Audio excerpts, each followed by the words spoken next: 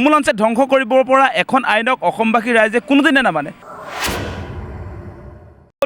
সকলোকে কৈছে যে এই কা আন্দোলনটোৰ পৰা আমি বিৰত থাকিব লাগে। কি কাৰণে আমি বিৰত থাকিম?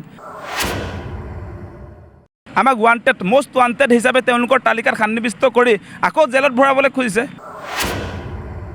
বিজেপি চৰকাৰখন যে ফেচিষ্ট সেই কথাটো আজি পুনৰ প্ৰমাণ হৈছে। যোৱাকালিৰ পৰা আমি কৃষক মুক্তি সংগ্ৰাম সমিতিয়ে নাগৰিকত্ব সংশোধনীৰ কোনো বিধি বলবৎ কৰিব নোৱাৰিব বুলি আমি যোৱাকালি ইয়াতে চচলত ধৰ্ণা ৰূপায়ণ কৰিছিলোঁ। সেই ধৰ্ণা কাৰ্যসূচীৰ জৰিয়তে আমি কৈছিলোঁ যে কোনো কাৰণতে অসমবাসীৰ ৰাইজে আচলতে কা মানি লোৱা নাই। পূৰ্বেও মানি লোৱা নাছিলে, এতিয়াও নামানে আৰু কেতিয়া ভৱিষ্যতৰ সময়তো কা মানি ল'ব নোৱাৰে। আৰু সেইখন আচলতে মানিব পৰা কোনো আইনেই নহয়। অসমীয়াৰ হাতৰ পৰা অসমৰ ভাষা কৃষ্টি সংস্কৃতি, অসমীয়াৰ হাতৰ পৰা ৰাজনৈতিক অধিকাৰ, সামাজিক অৰ্থনৈতিক অধিকাৰ সমূলঞ্চে ধ্বংস কৰিব পৰা এখন আইনক অসমবাসী ৰাইজে কোনোদিনে নামানে। আপোনালোকে নিশ্চয় 2019 চনৰ যি নাগৰিকত্ব সংশোধনী বিধেয়কৰ বিৰুদ্ধে যিটো আন্দোলন হৈছিলে বা পৰৱৰ্তী সময়ত যি কা আন্দোলন হৈছিলে আপোনালোক সকলোৱে নিশ্চয় দেখিছে। সকলোৰে এটাই কথা, এইটো জাতীয় আন্দোলন। ইয়াত কোনো মুঠতে আপোনাৰ দল মত সংগঠনৰ কোনো কথা নাই। ইয়াত এটা জাতিৰ আন্দোলনত ধ্বংস কৰিবৰ কাৰণে ইতিমধ্যে বিজেপি চৰকাৰে আৰক্ষী প্ৰশাসনক আচলতে নিৰ্দেশ প্ৰদান কৰিছে। আজি জি.পি. সিঙকো আমি দেখিছোঁ বিভিন্ন সময়ত আচলতে তেওঁ বিভিন্ন নিৰ্দেশনা প্ৰদান কৰিছে। আৰু যোৱাকালি আমি ভাৰতৰ ৰাষ্ট্ৰপতি আৰু প্ৰধানমন্ত্ৰী গৃহমন্ত্ৰীক অসমত কা বলবৎ কৰিব নোৱাৰিব সেই কথাটো কৈ আচলতে আমি এখন মেম'ৰেণ্ডাম প্ৰদান কৰিছিলোঁ।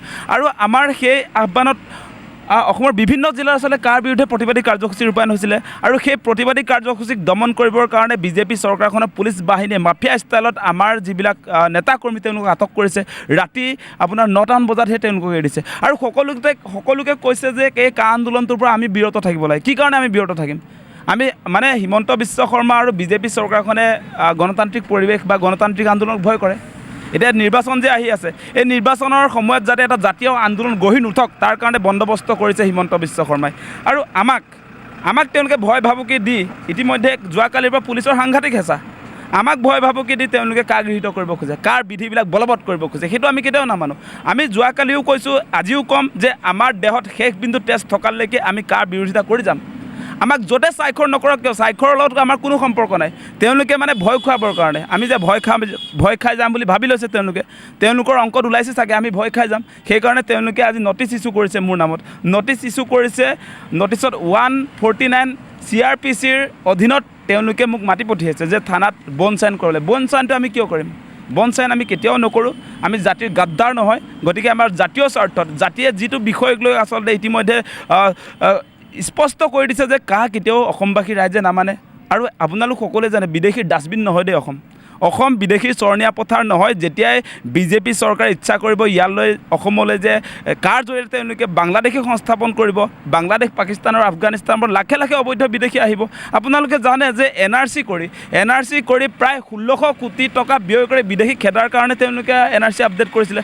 তাৰ পাছত সেই চিনাক্ত হোৱা বিদেশীক নেখেদি এতিয়া বিদেশী অনাৰ ষড়যন্ত্ৰ যিটো কৰিছে সেইটো আমি মানি ল'ব নোৱাৰোঁ। অসমবাসী ৰাইজে কা নামানে কোনো কাৰণতে নামানে। আৰু আমাক ভয় ভাবুকি দি লাভ নাই। সেই কথাটো কৈ দিছোঁ। জি.পি. সিং ডাঙৰীয়া, হিমন্ত বিশ্ব শৰ্মা ডাঙৰীয়া, আমি ভাৰত চৰকাৰৰ গৃহমন্ত্ৰীও জনাই দিছোঁ অমিত শ্বাহ যে আপোনালোকে আমাক কৃষক মুক্তি সংগ্ৰাম সমিতিক ভয় ভাবুকি দি লাভ নাই। আপোনালোকে ভয় খুৱালেও আমি ভয় খাই যাবলগীয়া মানুহ নহয়েই। গতিকে এনেই আপোনালোকে অদৰকাৰীকৈ এনেকৈ নটিচ ইছ্যু কৰি আমাক ভয় খুৱাই মেলি স্বাক্ষৰ কৰি ল'ম বুলি যদি ভাবিছে তেনেহ'লে আপোনালোকে মূৰ্খৰ স্বৰ্গত বসবাস কৰিছে।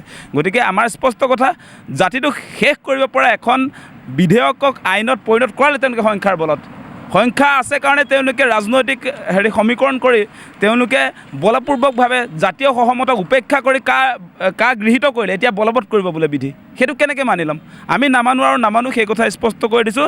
জাতিক কোনো কাৰণতে ধ্বংস হ'বলৈ নিদিওঁ, সেই কথাটো আমি স্পষ্ট কৰি দিছোঁ। কাৰ্যসূচী আমি কাৰ বিৰোধিতাৰে ইতিমধ্যে কাৰ্যসূচী আমি আৰম্ভ কৰিছোঁ। যোৱাকালিৰ পৰা আমাৰ প্ৰতিবাদী কাৰ্যসূচী আমি আৰম্ভ কৰিছোঁ। আমাৰ মূল কথাটো হৈছে কা বিধি বলবৎ কৰিব নোৱাৰিব, সেইটো আমাৰ স্পষ্ট কথা। ইয়াৰ পৰা আমাৰ কোনো কথা ইফাল সিফাল নহয়। আমি কৈছোঁ যে আমাক এতিয়া তেওঁলোকৰ কামটো কি যে আমি যে আপোচ নকৰোঁ, কৃষক মুক্তি সংগ্ৰাম সমিতিৰ নেতাকৰ্মীয়ে যে আপোচ নকৰে সেইকাৰণে তেওঁলোকৰ দৃষ্টিভংগীত আমি মানে এতিয়া ৱান্টেড হৈ পৰিছোঁ। আমাক মষ্ট ৱান্টেড হিচাপে তেওঁলোকৰ তালিকাত সন্নিৱিষ্ট কৰি আকৌ জেলত ভৰাবলৈ খুজিছে।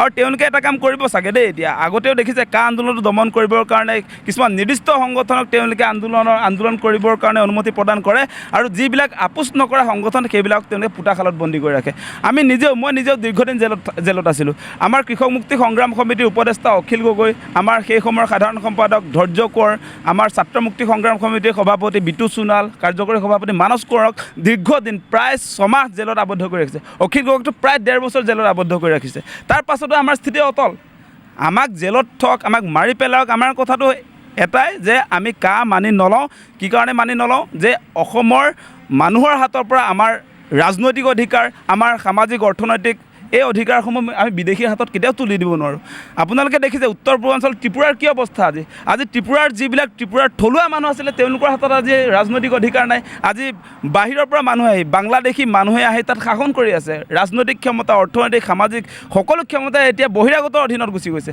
গতিকে সেইটো আমি কেতিয়াও চকুৰ আগত হ'বলৈ দিব নোৱাৰোঁ আমাক প্ৰথমতে মাৰি পেলাব লাগিব তাৰ পাছত আপোনালোকে কি কৰে কৰি থাকক কিন্তু আমি কেতিয়াও কা মানি নলওঁ সেই কথাত আমি অলৰ অচৰ আৰু অটল